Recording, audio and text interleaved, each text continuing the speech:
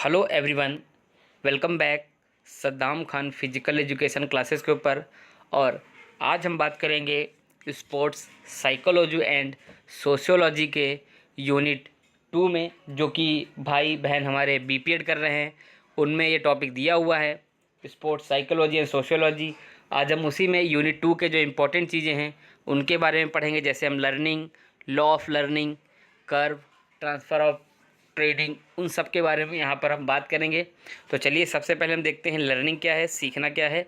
Learning is modification of behaviour through experience. Learning is a change of A behaviour, व्यवहार में परिवर्तन ही सीखना। ठीक है, अगर किसी भी व्यक्ति के व्यवहार में परिवर्तन होता है तो उसको क्या कहते हैं? सीखना कहते हैं। सीखने की प्रभावशाली प्रवृत्तियाँ जो हैं उनको देख लेते हैं। सबसे पहले हमारा है करके सीखना। कोई भी व्यक्ति है, बच्चा है, वो करके ही चीज़ों को सीखता है। निरीक्षण से भी सीखता है, वाद विवाद से भी, ठीक है, सम्मेलन, सामूहिक विधि और प्रोजेक्ट विधि, इन माध्यम से चाहे वो बच्चा है या जो भी है वो इन प्रभावशाली प्रवृत्तियों के माध्यम से ही चीज़ों को सीखता है। अब हम देखते हैं लॉ ऑफ लर्निंग को यहाँ पर। ठीक है, सीखने के मुख्य 2 नियम होते हैं। देखिए, जो मैं यहाँ पर अपने नोट से आपको पढ़ा रहा हूँ, मैंने मेन पॉइंट यहाँ पे लिख रखे हैं। मतलब पूरा मैंने एक वो नहीं लिख रखा कि ज़्यादा चीज़ें मैंने यहाँ पे लिख रखूँ। मैं मेन पॉइंट आपको पढ़ाऊँगा ताकि आपको चीज़ें समझ में आए। देखिए, हमारा कॉन्सेप्ट क्लियर होगा तब जा करके हम बहुत सी सारी चीज़ों को अच्छे से अपने आप ही लिख सकते हैं।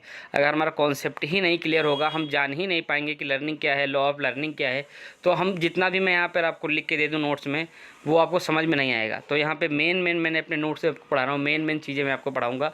जो मुख्य और इम्पॉर्टेंट चीज़ें हैं वही मैंने यहाँ पर लिख रखी हैं। ठीक है, तो देखते हैं अभी सीखने के नियम, लॉ ऑफ लर्निंग। सीखने के मुख्य 2 नियम होते हैं। सबसे पहला हमारा जो नियम है वो है प्राइमरी नियम, दूसरा हमारा है सेकेंडरी नियम। ठीक है, चलिए सबसे पहला नियम जो हमारा है उसको देखते हैं, प्राइमरी लॉ। ठीक है, प्राइमरी लॉ को देखते हैं। इसमें थॉर्नडाइक ने 3 नियमों को बताया। ठीक है, जो हमारा पहला लॉ है प्राइमरी लॉ, ठीक है, उसमें थॉर्नडाइक ने 3 नियमों को बताया है। सबसे पहला हमारा नियम इसके अंदर है लॉ ऑफ रेडीनेस, मतलब तत्परता का नियम। दूसरा है लॉ ऑफ इफेक्ट, मतलब प्रभाव का नियम। और तीसरा है लॉ ऑफ एक्सरसाइज, मतलब अभ्यास का नियम। अब आपको मैं एक चीज़ यहाँ पे बता देता हूँ, आप ये चीज़ ध्यान रखिए। कई बार टीजीटी, पीजीटी या फिर बीपीएड एंट्रेंस के एग्ज़ाम में, बीपीएड और एमपीएड के एंट्रेंस के एग्ज़ाम में भी पूछा जाता है कि सीखने का प्रथम लॉ क्या है, दूसरा लॉ क्या है, तीसरा लॉ क्या है। ठीक है, लोगों को कन्फ्यूज़न रहती है। ठीक, तो सीधा मैं आपको फार्मूला एक बता देता हूँ, आप याद कर लीजिए। एक REE, ये एक छोटा सा फार्मूला इंग्लिश का है, REE, आप याद रखिए। ठीक, रेडीनेस, इफेक्ट और एक्सरसाइज। ठीक है, सबसे पहला कौन सा है? रेडीनेस, फिर दूसरा कौन सा है? इफेक्ट, तीसरा कौन सा है आपका? एक्सरसाइज। ठीक है, या तो आप याद कर लीजिए, हमारा दूसरा जो ट्रिक है उसको आप याद कर लीजिए, ता प्रा आ। आप ये 3 चीज़ याद रखिए, ता प्रा आ। ठीक है, मतलब तत्परता का नियम, प्रभाव का नियम, अभ्यास का नियम। ये ता प्रा आप याद रखेंगे, ता प्रा आप याद रखेंगे तो इसके माध्यम से आप क्या करेंगे? चीज़ों को पकड़ लेंगे।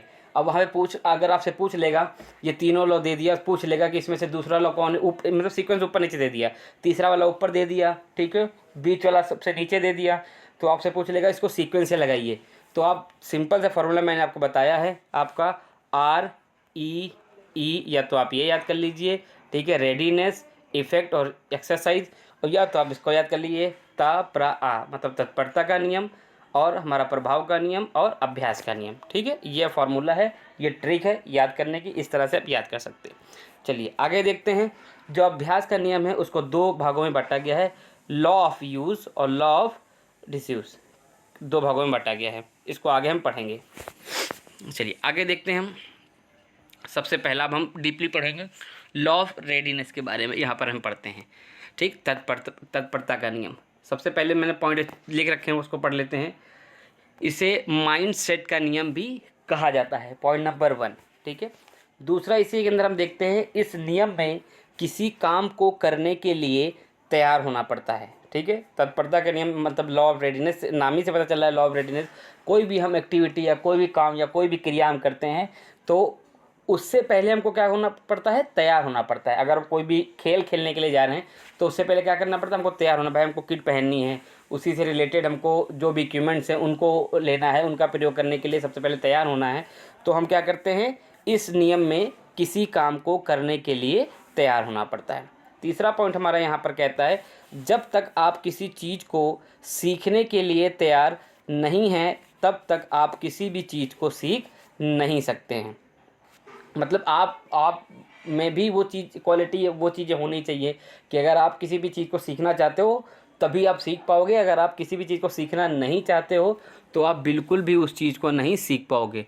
मान के चलिए कोई एथलेटिक्स का कोच है और वो किसी बच्चे को सिखा रहा है, मतलब वो आपको 5000 मीटर की तैयारी करवाना चाह रहा है। आप 5000 मीटर में अच्छे हो पर आपका मन 5000 मीटर में नहीं लगा है, आपका मन लगा है शॉर्ट पुट में, डिस्कस में, लॉन्ग जंप में, तो आप फिर 5000 मीटर जो इवेंट है उसको आप सीख नहीं पाओगे बिल्कुल भी, क्योंकि आपका मन ही नहीं है वहाँ पर। ठीक, आपका मन कहाँ है, अदर इवेंट में या अदर गेम्स में है। तो इसीलिए कहते हैं, यहाँ पर कहा जा रहा है कि जब तक आप किसी चीज़ को सीखने के लिए तैयार नहीं हैं तब तक आप किसी भी चीज़ को सीख नहीं सकते हैं। ठीक, एक एग्जाम्पल यहाँ पर दे रखा है। ठीक है, ये हमारे BHU के एंट्रेंस एग्ज़ाम में आया था।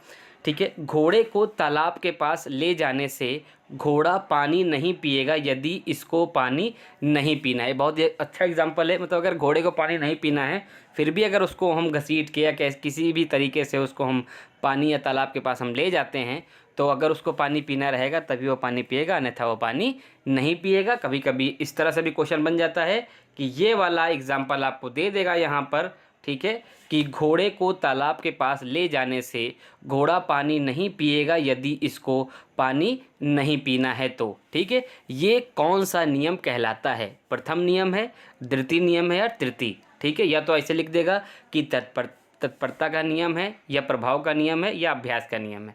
ठीक है, या तो ऐसे लिख देगा law of readiness, law of effect या लॉ ऑफ एक्सरसाइज। ठीक है, तो आपको ध्यान रखना है कि ये कौन सा नियम है। ये पहला नियम है, कौन सा हमारा है, तत्परता का नियम। ठीक है, आपको इस तरह से पढ़ना है और इस तरह से ध्यान रखना है। चलिए आगे देखते हैं। दूसरा जो हमारा नियम है वो हमारा है लॉ ऑफ इफेक्ट, मतलब प्रभाव का नियम। इसमें क्या क्या चीज़ें इंपॉर्टेंट उसको देख लेते हैं। सबसे पहले इसको दंड और पुरस्कार का नियम भी कहा जाता है। ये भी क्वेश्चन पूछा कहीं जाता है कि दंड और पुरस्कार का नियम किसे कहा जाता है। तो आपको याद होना चाहिए, प्रभाव के नियम को ही दंड और पुरस्कार का नियम कहा जाता है। ठीक है, अब दूसरा पॉइंट देखते हैं, संतोष और अवखेदन का नियम भी इसको हम कहते हैं। इसके अंदर दोनों चीज़ें दिखाई देती हैं, संतोष और अवखेदन दोनों चीज़ें इसके अंदर आपको दिखाई देंगी। ठीक है, तीसरा पॉइंट इसके अंदर कहता है कि इस नियम में लक्ष्य की प्राप्ति होने से संतोष तथा लक्ष्य की प्राप्ति ना होने से दुख का अनुभव होता है। मतलब एक खिलाड़ी है, अगर उसको किसी भी प्रकार के लक्ष्य उसने अपना चुन रखा है और उसकी प्राप्ति हो जाती है, ठीक है, तो उसको बहुत ही अच्छा संतोष होगा, बहुत ही संतोष उसको मिलेगा। पर अगर लक्ष्य की प्राप्ति नहीं होती है तो उसको क्या होगा, दुख होगा। ठीक है, तो आपको ये जो मैंने यहाँ पे मेन पॉइंट रखे हैं इनसे आपको ध्यान रखना है कि प्रथम नियम कौन सा नियम है, द्वितीय नियम कौन सा नियम है और तृतीय नियम कौन सा नियम है। चलिए, हमने लॉ ऑफ इफेक्ट यहाँ पे पढ़ लिया, प्रभाव का नियम हमने यहाँ पे पढ़ लिया। अब तीसरा नियम हम देखते हैं, लॉ ऑफ एक्सरसाइज। ठीक है, लॉ ऑफ एक्सरसाइज मतलब अभ्यास का नियम। अब इस पॉइंट इसके देख लेते हैं, हम यहाँ पर पॉइंट देखते हैं। पहला पॉइंट कहता है बारंबारता, उपयोग, अनुपयोग, पुनरावृत्ति का नियम भी कहते हैं। ठीक है, इसे बारंबारता का नियम भी कहते हैं, उपयोग का नियम भी कहते हैं, अनुपयोग का नियम भी कहते हैं, पुनरावृत्ति का नियम भी कहते हैं। किसको, अभ्यास का नियम मतलब लॉ ऑफ एक्सरसाइज को। दूसरा पॉइंट आपका कहता है यहाँ पर, इस नियम में किसी भी गतिविधि को निरंतर करने से प्रतिक्रिया विकास की ओर ले जाती है। अगर किसी गतिविधि को निरंतर नहीं किया जाता है तो वह विकास की ओर नहीं ले जाती है।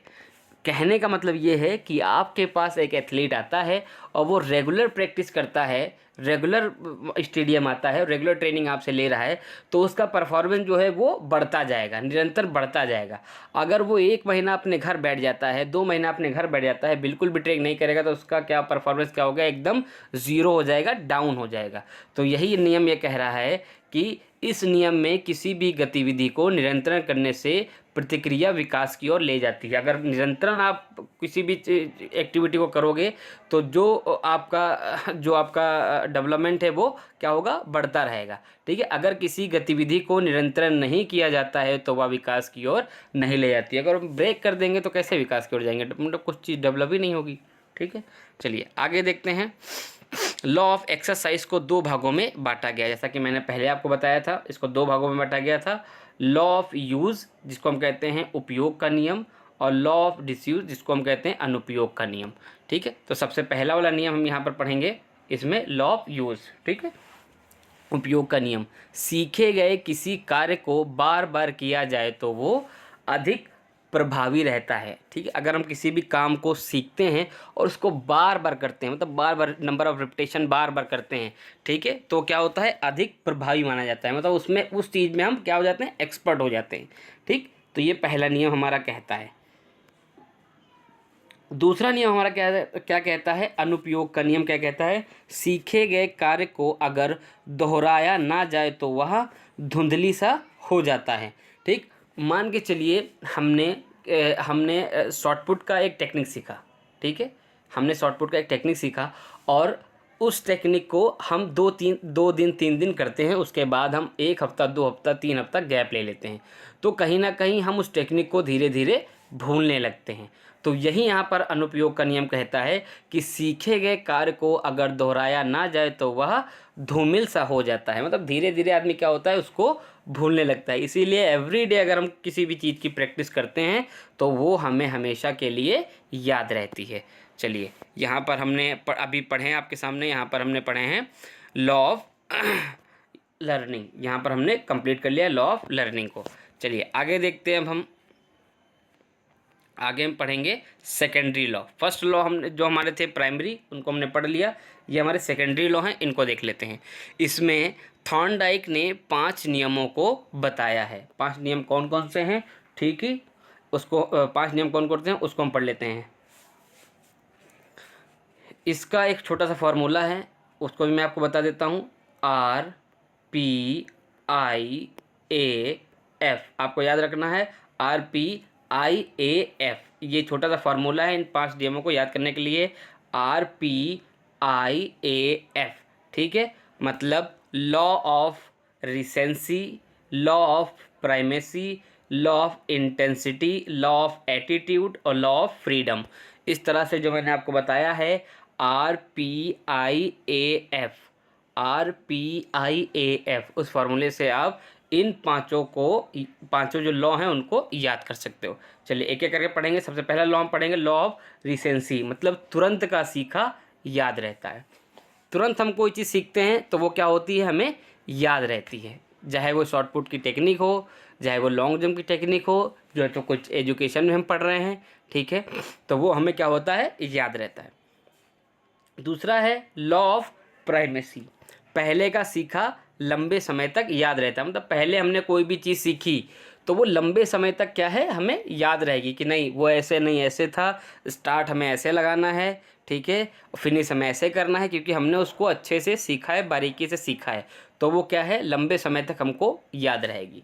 तीसरा हमारा है लॉ ऑफ इंटेंसिटी, किसी भी चीज़ को देखकर सीखना ताकि वह लंबी अवधि तक याद रहे।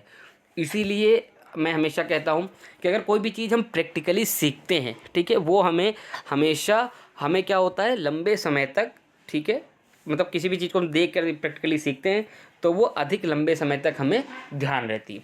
इसीलिए मैंने इसमें एथलेटिक्स पे भी महत्वपूर्ण वीडियो बनाई है, बहुत ही विस्तारपूर्वक। रिले रेस पे भी बहुत ही विस्तारपूर्वक वीडियो बनाई है।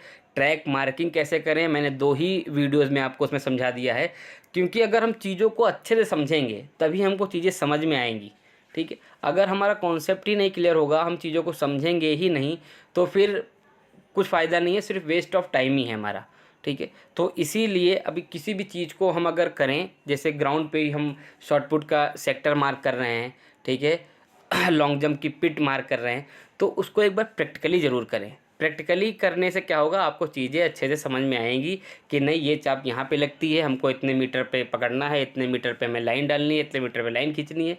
तो आपको ज़रूर वो चीज़ लॉन्ग लाइफ आपको याद रहेगी। ठीक है, चलिए आगे देखते हैं। लॉ ऑफ एटीट्यूड, किसी भी चीज़ को कैसे सोचते हैं, उस चीज़ की विचारधारा कैसी है, उस पर निर्भर करता है कि आप सीखेंगे या नहीं सीखेंगे। अब पांचवा हमारा जो नियम है वो कहता है लॉ ऑफ फ्रीडम, चीज़ों को सोचने की स्वतंत्रता, चीज़ों को सीखने की स्वतंत्रता दी जाती है तो अच्छे से सीखा जा सकता है। बिल्कुल भाई, जाहिर सी बात है कि अगर सीखने की स्वतंत्रता नहीं होगी तो फिर बच्चा कैसे सीखेगा, चीज़ों को सीख ही नहीं पाएगा, उसको समय ही नहीं मिलेगा पहली बार सीखने का। तो आगे देखते हैं अब हम सीखने के सिद्धांत देखते हैं। ठीक है, सीखने के मुख्यतः 3 सिद्धांत होते हैं। सबसे पहले trial and error theory, condition response theory, और तीसरा हमारा है इनसाइड थ्योरी। ठीक है, यहाँ पर मैंने छोटे छोटे शब्दों में लिख रखा है ताकि आपको अच्छे समझ में आए। सबसे पहली थ्योरी यहाँ पर देखते हैं, ट्रायल एंड एरर थ्योरी। इस सिद्धांत को थॉर्नडाइक ने बिल्ली पर प्रयोग किया था। ठीक है, फिर दूसरा हमारा है क्लासिकल कंडीशनिंग थ्योरी, इसको ही कहते हैं, और कंडीशनिंग रिस्पॉन्स थ्योरी भी इसी को ही हम कहते हैं। इस सिद्धांत को पावलोव ने कुत्ते पर किया था। ठीक है, ये हो गया नंबर 2 हमारी थ्योरी। नंबर 3 देखते हैं इनसाइड थ्योरी। इस सिद्धांत को कोहलर ने चिंपैंजी बंदर पर किया था जिसका नाम सुल्तान था। ठीक है, ये हमारा होगा तीसरा। चौथा जो हमारी है वो है ऑपरेंट कंडीशनिंग थ्योरी। स्किनर ने किस पे किया था, चूहे पर किया था। ठीक, देखिए मैंने इसलिए शॉर्ट फॉर्म में यहाँ पर चीज़ें लिख रखी ताकि आपको समझ में आ जाए, कि ट्रायल एंड एरर थ्योरी किसकी थी, कंडीशनिंग थ्योरी किसकी थी, इनसाइड थ्योरी किसकी थी, किसने दी और किस पर की। मैंने यहाँ पर वो महत्वपूर्ण पॉइंट लिख रखे हैं ताकि एक बार में ही आपको चीज़ें यहाँ पर समझ में आ जाए। ठीक, चलिए आगे चलते हैं। अब हम पढ़ेंगे लर्निंग कर्व के बारे में, सीखने के कर्व। तो लर्निंग कर्व 3 प्रकार के होते हैं। लर्निंग कर्व कितने प्रकार के होते हैं, 3 प्रकार। सबसे पहला है उत्तल कर्व, कॉन्वेक्स। ठीक है, दूसरा है कॉनकेव, अवतल कर्व। फिर तीसरा है मिक्स्ड, मतलब मिश्रित कर्व। ये 3 होते हैं, कॉन्वेक्स, कॉनकेव और मिक्स। चलिए उसको विस्तार पूर्वक यहाँ पे पढ़ेंगे। सबसे पहला जो हमारा कर्व है वो हमारा है यहाँ पर कॉन्वेक्स कर्व, नंबर 1। इसे नकारात्मक त्वरित अधिगम वक्र भी कहते हैं। ठीक है, इस प्रकार के कर्व में बालक शुरुआत में तेज़ी से सीखता है और बाद में धीमी गति से सीखता है। अब यहाँ पे मैं आपको कर्व के माध्यम से समझाता हूँ कि यहाँ पे बालक क्या है, देखिए यहाँ पर तीव्र गति से सीख रहा है तो उसका ग्राफ क्या है, ऊपर जा रहा है। ठीक है, बाद में उसकी गति सीखने की कैसी हो जाती है, धीमी हो जाती है, तो ग्राफ कहाँ आ जा रहा है, फिर वो नीचे आ जा रहा है। ठीक है, तो शुरुआत में बालक यहाँ पर क्या है, तेज़ गति से सीखेगा तो उसका ग्राफ ऊपर चला जाएगा। फिर कुछ समय बाद वो धीमी गति से सीखना स्टार्ट कर देता है तो उसका ग्राफ क्या होता है, नीचे आ जाता है। मान के चलिए कि हमारे पास कोई बच्चा सीखने के लिए आता है, ठीक, और वो शुरुआत में बहुत इंटरेस्टेड है, बहुत एकदम इंटरेस्टेड है कि नहीं मुझे खिलाड़ी बनना है, सीखना है, और बहुत अच्छे से 2-4 5 महीने अच्छे से मेहनत करेगा। फिर उसका धीरे धीरे इंटरेस्ट खत्म होने लगता है और वो धीमे गति से सीखना प्रारंभ कर देता है। तो वो कुछ इस तरह का ग्राफ आपको दिखाई देगा। ठीक है, नंबर 1 वाले कर्व में जो हमारा कॉन्वेक्स कर्व है। ठीक है, चलिए दूसरा देखते हैं अब हम, कॉनकेव कर्व जो हमारा दूसरा है उसको देखते हैं। इस प्रकार के कर्व में प्रारंभ में बालक धीमी गति से सीखता है और बाद में अभ्यास के माध्यम से तेज गति से सीखता है। ठीक, देखिए कुछ इस तरह का कर्व दिखाई दे रहा है। पहले बालक यहाँ पे क्या है, धीमी गति से सीख रहा है और बाद में अभ्यास उसको कराया गया, ट्रेनिंग दी गई, फिर वो तेज़ गति से सीखने लगा। कुछ इस तरह का ग्राफ आपको यहाँ पर देखने को मिलेगा। मतलब आपके पास एक बच्चा आया सीखने के लिए, शुरुआत में वो बहुत धीमी गति से सीख रहा था, लोग कहते रहे नहीं सीख पाएगा, कमज़ोर है या नहीं कर पाएगा कुछ भी। फिर बाद में क्या हुआ, आपने अच्छे से उस पर ट्रेनिंग दी, समय दिया अपना, अच्छे से उसने ट्रेनिंग किया, ठीक है, चीज़ों को समझा और फिर उसका परफॉर्मेंस क्या हो गया, बढ़ने लगा, ऊपर डेवलप होने लगा और तेज़ गति से वो चीज़ों को सीखने लगा। तो ग्राफ उसका कहाँ चला गया, यहाँ से उठ करके और ऊपर चला गया।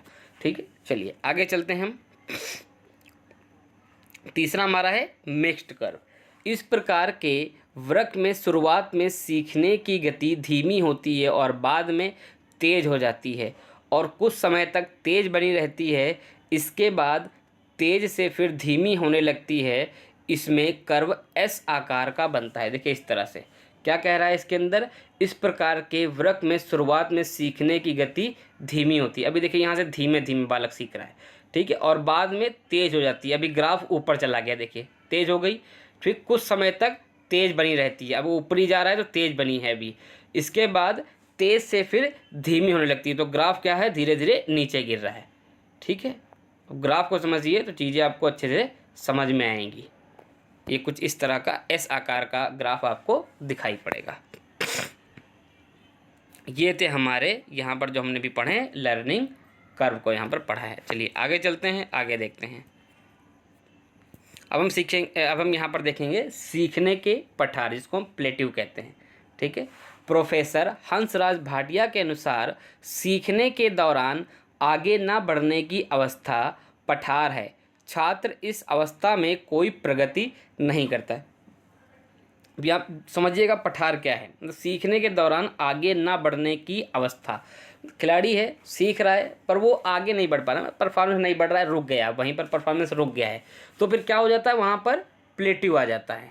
ठीक है, प्लेट्यू आ जाता है। छात्र इस अवस्था में कोई प्रगति नहीं करता, मतलब उसके अंदर किसी भी प्रकार का डेवलपमेंट हो ही नहीं रहा। जहाँ पे था वो वहीं पे रुका है, ना वो आगे बढ़ रहा है ना वो पीछे जा रहा है, वो वहीं पे ही रुका हुआ है, उसकी परफॉर्मेंस बढ़ ही नहीं रही है। ठीक है, वो एक प्रकार का वो प्लेट्यू माना जाता है। चलिए उसके बारे में देखते हैं। पठार के कारण क्या क्या हो सकते हैं उसको देखते हैं। ठीक है, प्रयास ना करना, मैंने आपको बताया, देखिए कि जहाँ पे है वो वहीं पे रुका है, ना वो आगे बढ़ रहा है ना वो पीछे बढ़ रहा है। ठीक है, आपने बताया कि सबसे पहले बेटा चलिए वार्म अप करना है, वार्म अप एक्सरसाइज करनी है, फिर आपको आज कर्व लगाने हैं, 20 कर्व लगाने हैं। ठीक, तो वो क्या कर, अब आपने बोले 20 कर्व लगाने, उसने 5 ही कर्व लगाए, 4 कर्व लगाए। बोला गुरुजी बोल रहे हैं ठीक है जाने दो, नहीं लगाएंगे 20, 4 ही कर्व लगाएंगे। तो वो जब अपने मन का करेगा तो कहाँ से परफॉर्मेंस का डेवलप होगा, तो वहीं पे वो फिर उसका परफॉर्मेंस रुकने लगेगा, वो उतने पे ही बंद जाएगा। 4 से ऊपर रिपीटेशन वो लगा ही नहीं पाएगा, मतलब 4 रिपीटेशन से ऊपर वो दौड़ ही नहीं पाएगा। ठीक है, तो प्रयास ना करना सबसे पहला पॉइंट होता है। फिर दूसरा है गलत तरीका अपनाना, ये भी एक प्रकार का गलत तरीका है कि अगर कोच ने बताए हैं 10 रिपीटेशन लगाने हैं, 10 कर्व लगाने हैं, किलोमीटर 3 लगानी है, तो आपको लगानी है, क्योंकि कोच अपने माध्यम से ही आपको ट्रेनिंग कराएगा। और आप अपने माध्यम से करोगे, कोच बोल रहा है कि नहीं 3 मिनट का आपको किलोमीटर लगाना है, तो आपको 3 मिनट का किलोमीटर लगाना है, तभी आपकी परफॉर्मेंस डेवलप होगी। अगर आप 5 मिनट से किलोमीटर लगाओगे तो वो किसी भी फ़ायदे का नहीं है। ठीक, तीसरा है हमारा शारीरिक शक्ति का कम होना। अगर शारीरिक शक्ति कम होती है तो कहीं ना कहीं प्लेट्यू के चांस दिखाई पड़ते हैं। रुचि का अभाव, मैंने बोला पहले आपको कि कोई सोच रहा है कि आप लॉन्ग डिस्टेंस में अच्छा करेंगे, पर आपका ध्यान फुटबॉल में है, आपका ध्यान अदर गेम्स में है, तो आप वहाँ पर चीज़ों को डेवलप नहीं कर पाएंगे, ना खुद का वहाँ पर आप ग्रोथ कर पाएंगे, ना खुद की परफॉर्मेंस को आप वहाँ पर बढ़ा पाएंगे। पांचवा है थकावट, शारीरिक मानसिक प्रकार से। मान के चलिए कुछ खिलाड़ी हैं, ठीक है, वो क्या करते हैं, इतना ट्रेनिंग कर लेंगे, इतना ट्रेनिंग कर लेंगे, ट्रेनिंग शेड्यूल उनका कुछ पता ही नहीं है। आज सोमवार है, रोड पे चले गए, कल मंगलवार है, हील को चले गए, हील पे चले गए, हील रनिंग किया। ठीक है, बुधवार है, टायर रनिंग कर ली, मतलब कोई एक उनका शेड्यूल नहीं है। तो थकावट आना चालू होती कहाँ, शारीरिक तौर पर। इतना बॉडी थका हुई है, कोच बोल रहा है नहीं बेटा कल किलोमीटर लगाना है, वो सब थके हुए हैं बॉडी, क्योंकि उल्टा सीधा वर्कआउट कर रहे हैं, उनको वर्कआउट ही नहीं पता है। ठीक है, जहाँ पर हिल रनिंग करना चाहिए तो वहाँ पे वो टायर रनिंग कर रहे हैं, वहाँ पे कुछ और कर रहे हैं, तो वो शारीरिक रूप से वहाँ पर थक जाते हैं। मानसिक रूप से उनको टेंशन क्या है, मानसिक रूप से घर का कोई काम याद आ गया, या घर पे कोई टेंशन हो गई, शादी में भी जाना है, इधर ट्रेनिंग भी छूट रही है, उधर और भी काम करने हैं, तो मानसिक रूप से बच्चा थकावट में रहता है, तो वहाँ भी प्लेट्यू के चांस दिखाई पड़ते हैं। दूसरा है बुरी आदतें। बहुत सारे जो एथलीट हैं उनको कई तरह की बुरी आदतें लग जाती हैं, जिनके कारण उनका परफॉर्मेंस वहीं पर रुक जाता है। दोषपूर्ण पर्यावरण, ठीक है, ये हमारे कुछ कारण थे पठार के। आगे चलते हैं, व्याकुलता भी उसके अंदर एक पॉइंट है। आगे चलते हैं, ये कुछ मैंने क्वेश्चंस लिख रखे हैं आप लोगों के लिए इंपॉर्टेंट हैं। कौन सी शर्त सीखने के पठार की घटना का कारण नहीं है? तो वो है शारीरिक सीमा। व्यवहार की वृद्धि को कहा जाता है सीखना। मनोविज्ञान में सर्वाधिक उद्देश्यात्मक विधि है कौन सी? प्रयोगात्मक। ठीक है, एक परिस्थिति से दूसरी परिस्थिति में सीखना कहलाता है अधिगम स्थानांतरण। ठीक है, ये हम आगे भी पढ़ेंगे। पठार के निवारण कौन कौन से हैं इसमें देखते हैं। पठार के निवारण कौन कौन से? अभिप्रेरणा देना, थकान दूर करना, रोचक मनोरंजन, उत्साहवर्धक विधि का प्रयोग, रोग का उपचार। ये कौन से हैं? ये निवारण है प्लेटिव को हटाने के। ठीक है, चलिए आगे चलते हैं। अब आगे हम देखते हैं यहाँ पर ट्रांसफ़र ऑफ लर्निंग को देखते हैं, जो कि बहुत इंपॉर्टेंट है। इसको समझते हैं। अधिगम स्थानांतरण को, सीखे हुए ज्ञान को किसी विशेष स्थिति में उसी ज्ञान का उपयोग किया जाए तो उसे सीखने का स्थानांतरण कहते हैं। ठीक है, समझिएगा। सीखे हुए ज्ञान को किसी विशेष स्थिति में उसी ज्ञान का उपयोग किया जाए तो उसे सीखने का स्थानांतरण कहते हैं। ठीक है, ट्रांसफ़र ऑफ लर्निंग कहते हैं।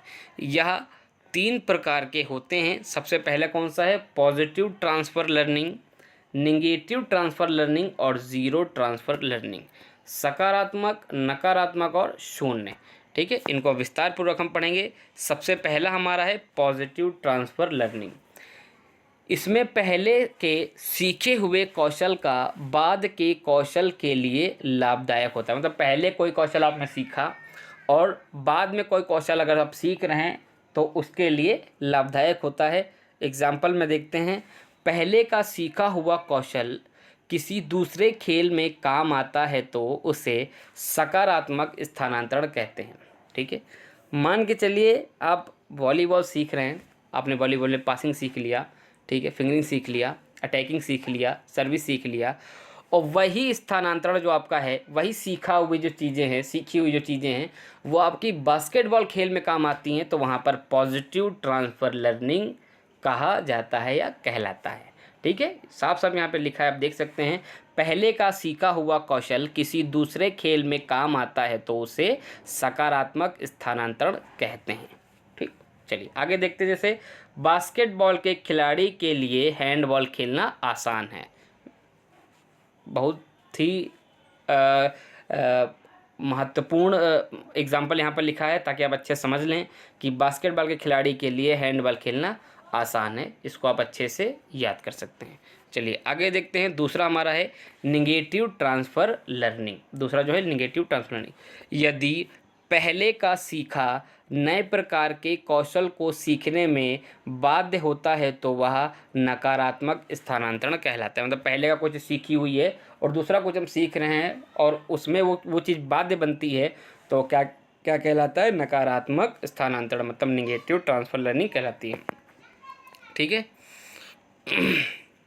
चलिए आगे देखते हैं हम।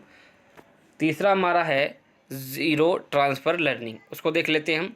यदि नए सीखे गए ज्ञान का पुराने ज्ञान से कोई संबंध ना हो तो स्थानांतरण शून्य कहलाता है। ठीक है, एग्जाम्पल समझते हैं। टेनिस खिलाड़ी का गोल्फ खिलाड़ी से कोई संबंध नहीं। मतलब टेनिस जो खेलता है, ठीक है, अगर आप उसको गोल्फ दे दोगे तो दोनों गेम्स में बहुत बड़ा अंतर दिखाई पड़ता है। तो वहाँ पर पहले का सीखा हुआ और बाद वाले सीखने में दोनों में बहुत बड़ा अंतर दिखाई देगा यहाँ के पास। ठीक है, टेनिस खिलाड़ी का गोल्फ खिलाड़ी से कोई संबंध नहीं है। यहाँ पे कुछ और पॉइंट हम लिख रखे हैं, उसको भी देख लेते हैं। कॉग्निटिव लर्निंग और किस नाम से जानी जाती है? तो उसको बोलते हैं मिल्टन लर्निंग के नाम से उसको जानते हैं। किंडरगार्टन विधि के जन्मदाता हैं वो हैं फ्रोबेल। ठीक, अब पर्सनालिटी को थोड़ा हम देख लेते हैं। फिर पर्सनालिटी पे मैं विस्तार पूर्वक वीडियो आपको बनाऊंगा ताकि आप अच्छे से उसको समझेंगे। थोड़ा बहुत पर्सनालिटी के बारे में मैंने यहाँ पे लिख रखा है, उसको समझ लेते हैं। ठीक है, पर्सनालिटी को बोलते हैं व्यक्तित्व। लैटिन भाषा के पर्सोना शब्द से लिया गया है जिसका अर्थ मुखौटा या चेहरा या नकाब होता है। व्यक्तित्व के आयाम मतलब डायमेंशन ऑफ पर्सनैलिटी, उसको देखते हैं। शारीरिक बनावट, मानसिक बनावट, सामाजिक बनावट और संवेगात्मक बनावट। आगे चलते हैं, आगे देखते हैं। व्यक्ति के प्रकार, types of personality. Types of personality की हम बात करते हैं, ये 4 प्रकार के होते हैं। सबसे पहला टाइप ए, उसको देख लेते हैं। टाइप ए में क्या है? इस प्रकार के व्यक्ति अधिक सर्पधशील होते हैं, कार्य में अत्यधिक रुचि लेते हैं, शीघ्र उत्तेजित हो जाते हैं। टाइप बी के जो व्यक्ति होते हैं स्पर्धाशील नहीं होते, ठीक है, शांत एवं सहनशील होते हैं, झगड़ा नहीं करते हैं, ठीक है। टाइप सी के जो व्यक्ति होंगे वो कैसे होंगे? लोगों के प्रति सहयोगी होते हैं, इनमें सब्र होता है, इनको गुस्सा अधिक आता है। टाइप डी के जो व्यक्ति होंगे वो कैसे होंगे? या हमेशा डिप्रेशन में रहते हैं, ठीक। ये आपके थे टाइप्स ऑफ पर्सनैलिटी। यहाँ पे कुछ और महत्वपूर्ण चीज़ों को मैंने लिख रखा है, उसको भी एक बार देख लेते हैं। शरीर व मन का संबंध है, ये प्लेटो ने कहा था। मनुष्य एक सामाजिक प्राणी है, ये अरस्तू ने कहा था, ठीक है। आत्मा के लिए संगीत व शरीर के लिए जिम्नास्टिक का विशेष महत्व, ये अरस्तू ने कहा था, ठीक है। सुकरात, प्लेटो, अरस्तू, सिकंदर, मतलब ये सीक्वेंस था पूरा। सबसे पहले कौन थे? सुकरात, फिर प्लेटो, फिर अरस्तू, फिर सिकंदर, ठीक है। मतलब कई जगह लोगों को नहीं, अलग अलग चीज़ें लिखी होती हैं, कई जगह लोगों को नई चीज़ें पता रहती हैं, तो उसके लिए भी मैंने यहाँ पर लिख दिया है, ठीक है। व्यक्तित्व निर्भर करता है, ठीक है, आनुवंशिकता और वातावरण पर। कई बार ये भी क्वेश्चन आता है, पूछा जाता है। सबसे पहले शरीर के आधार पर व्यक्तित्व का वर्गीकरण किसने किया? वो किसने किया था? हिप्पोक्रेटस ने। चिकित्सा शास्त्र का जनक किसे कहा जाता है? हिप्पोक्रेटस को, ठीक है। आज की क्लास हमारी यहीं पे समाप्त होती है। क्लास अच्छी लगी हो तो चैनल को सब्सक्राइब अवश्य करें, ताकि हमें भी मोटिवेशन मिलता है और भी आप लोगों के लिए अच्छी अच्छी वीडियोस बनाने का। जो न्यू व्यूवर्स हैं वो चैनल को सब्सक्राइब अवश्य करें, लोगों के साथ शेयर करें, ताकि बहुत सारे लोगों तक की वीडियो पहुंच सके। मिलते हैं एक नई वीडियो के साथ, जब तक के लिए जय हिंद, जय भारत।